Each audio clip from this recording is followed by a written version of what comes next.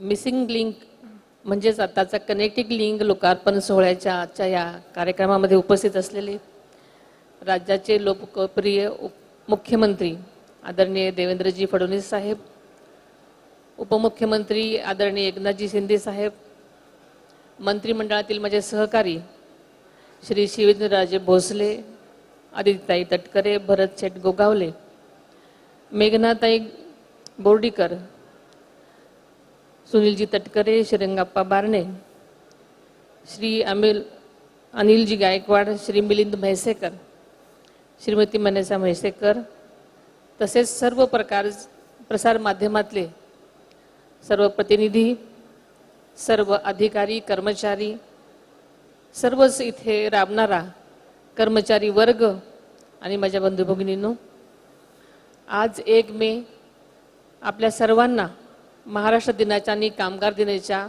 तसेच बौद्ध पौर्णिमेच्या मनापासून शुभेच्छा देते. पुणे मुंबई द्रुतगती महामार्ग मिसिंग लिंक प्रकल्पाचं लोकार्पण आज आदरणीय मुख्यमंत्री देवेंद्रजी फडणवीस साहेब आणि उपमुख्यमंत्री आदरणीय एकनाथजी शिंदे साहेब आणि सर्वांच्याच साक्षीनं आज करण्यात आलं. आजचा दिवस खरं तर आपल्या सर्वांसाठीच अतिशय महत्त्वाचा आहे, सर्वांच्या दृष्टीने अतिशय आनंदाचा, अभिमानाचा आणि ऐतिहासिक सुवर्णाक्षराने लिहिण्यासारखा आहे. राज्यातले पहिले मुख्यमंत्री स्वर्गीय यशवंतराव चव्हाण साहेबांच्या या नावाने ओळखल्या जाणाऱ्या मुंबई पुणे द्रुतगती महामार्गाच्या प्रवासात आज आपण महत्त्वाचा टप्पा गाठलेला आहे. मुंबई पुणे एक्सप्रेस हा राज्याचा प्रगतीचा, वेगाचा आणि आधुनिकतेचं प्रतीक आहे आणि याच रस्त्यावरील मुंबई आणि पुणे या 2 महत्त्वाच्या शहरांना अधिक वेगानं सुरक्षित जोडणारा मिसिंग लिंक म्हणजेच कनेक्टिंग लिंक प्रकल्प आजपासून आपल्या सेवेत दाखल झालेला आहे आणि ही आपल्या सर्वांच्या दृष्टीनं अतिशय आनंदाची, समाधानाची बाब आहे. खरं बघायला गेलं तर आदरणीय अजितदादांनी जे तेव्हा होते तेव्हा अर्थसंकल्पामध्ये या प्रकल्पाची घोषणा केली होती. प्रकल्पाचं काम सुरू झाल्यानंतर त्यांनी त्याची पाहणी केलेली आपण आताच शिंदे साहेबांकडून ऐकलेलं आहे आणि मंत्रालयातील आपल्या दालनातूनच राज्यातील प्रकल्पांचा आढावा घेत असताना या प्रकल्पाच्या कामाचा आढावा ते नेहमीच घेत असायचे. या संदर्भामध्ये वेळोवेळी संबंधितांना आवश्यक त्या सूचनासुद्धा ते करायचे. आदरणीय मुख्यमंत्री देवेंद्रजी फडणवीस साहेब आणि एकनाथजी शिंदे साहेब आणि आदरणीय अजितदादांनीचे या प्रकल्पामध्ये खरंच फार मोठे योगदान आहे आणि ही केवळ रस्त्यांची जोडणी नसून ती महाराष्ट्राच्या वेगवान प्रगतीची एक नांदी म्हणायला हरकत नाही. आपल्याला माहिती आहे की सर्वसामान्य नागरिकांना प्रवास सुखकर आणि सुरक्षित करण्यासाठी राज्य नेहमीच कटिबद्ध असतं. तसं बघायला गेलं तर आता शिंदे साहेबांनी सांगितलं की समृद्धी मार्ग सारखेच अटल सेतू, कोस्टल रोड आणि आता हा मिसिंग म्हणजेच कनेक्टिंग लिंक या प्रकल्पामधून हेच सिद्ध होतं की राज्याला जागतिक दर्जाच्या देण्याचा शासनाचा नेहमीच दृढ निश्चय असतो आणि या प्रकल्पामुळे केवळ वेळेची बचत होणार नाही तर इंधनाची बचत होणार आहे, पर्यावरणाचं संरक्षण होणार आहे आणि सुरक्षित आणि सुखकर प्रवास सगळ्यांसाठीच होणार आहे.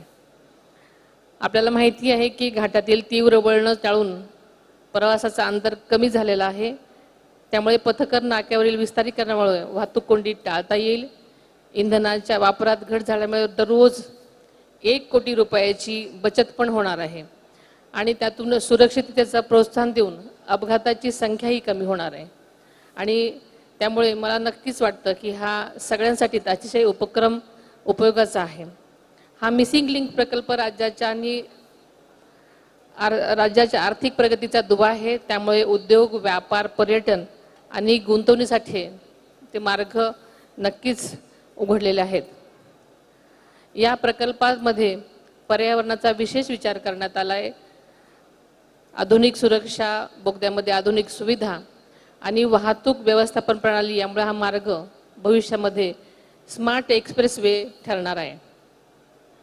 या प्रकल्पासाठी ज्या लोकांनी आर्थिक परिश्रम घेतलेले आहेत ते उपमुख्यमंत्री एकनाथजी शिंदे साहेब, राज्यमंत्री मेघनाताई बोर्डीकर यांच्यासह SSRDCचे सर्व सहकारी कर्मचारी, या प्रकल्पासाठी काम करणारे सर्वच अभियंते, कामगार यांचं मी सुरुवातीलाच मनापासून अभिनंदन करते. आपल्याला माहिती आहे की मिसिंग लिंक 6,695 कोटी रुपये खर्च आलेला आहे आणि आत्ताच आपल्या सगळ्या समक्ष जगातील सर्वात रुंद बोगदा म्हणजेच 23.5 मीटर रुंदीचा बोगदा या प्रकल्पामध्ये सामील झालेला आहे आणि याची आत्ताच गिनीज बुकमध्ये नोंद झालेली आहे आणि हा आपल्यासाठी अतिशय अभिमानाची गोष्ट आहे. तसेच भारतातील सर्वात उंच केबल्स स्टेट पूल सुद्धा या प्रकल्पात समाविष्ट आहे, हे आपण ऐकलेलंच आहे. त्यामुळे पुणे मुंबई अंतर 6 किलोमीटरने कमी होणार आहे व 30 मिनिटे प्रवासाचा वेळच बचत होणार आहे आणि अशा अत्यंत उपयुक्त प्रकल्पाचं आज लोकार्पण झालेलं आहे. मी परत एकदा सगळ्यांचं अभिनंदन करते. धन्यवाद.